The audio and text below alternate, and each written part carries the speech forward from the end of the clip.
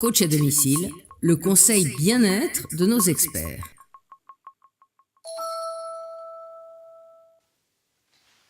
S'excuser et non se justifier. D'abord, quelle est la différence? Je vais vous donner d'abord 3 contre-exemples et ensuite 3 autres versions.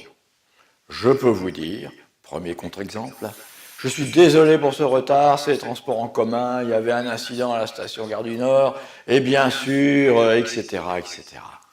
Deuxième contre-exemple, je ne veux pas vous rendre ce service car en ce moment je n'ai pas le temps, j'ai eu un tas d'imprévus qui me sont tombés dessus, et ceci, et ceci, et cela.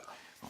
Troisième contre-exemple, je ne vous ai pas oublié, mais au moment où j'allais vous envoyer ce document, un client m'a appelé pour une affaire très urgente, et vous savez, etc., etc.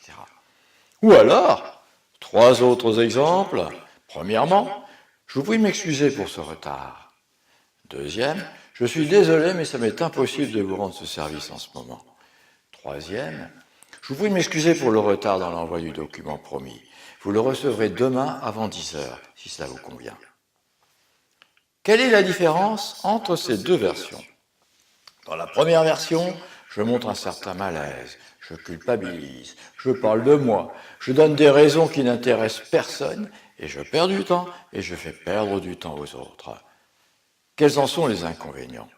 Je me dévalorise, je me mets en état d'infériorité, et j'encourage mes interlocuteurs, tout à fait inconsciemment, à s'impatienter, me manquer de respect, voire même me mépriser. Avec le risque, lorsque vous êtes face à quelqu'un qui a des intérêts divergents, de l'encourager à surenchérir. Alors, vous allez me dire, oui, mais s'excuser, c'est la moindre des politesses. Oui, absolument.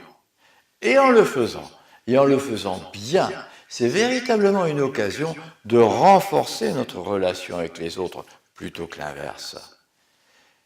Quels sont souvent les freins au fait de s'excuser? La peur de se sentir en état d'infériorité, la peur que les autres abusent de la situation, ou l'espoir que de ne rien dire, l'autre s'apercevra de rien. En fait, pour savoir s'excuser, c'est accepter que nous sommes tout simplement des humains faillibles, quelquefois maladroits, et montrer aux autres aussi que nous les respectons. Que faire pour s'excuser efficacement? 3 principales conditions. Le faire spontanément et directement. Deuxièmement, supprimer toute justification. Et troisièmement, accorder le verbal au non-verbal, c'est-à-dire l'intonation, le regard, l'expression du visage, certaines attitudes.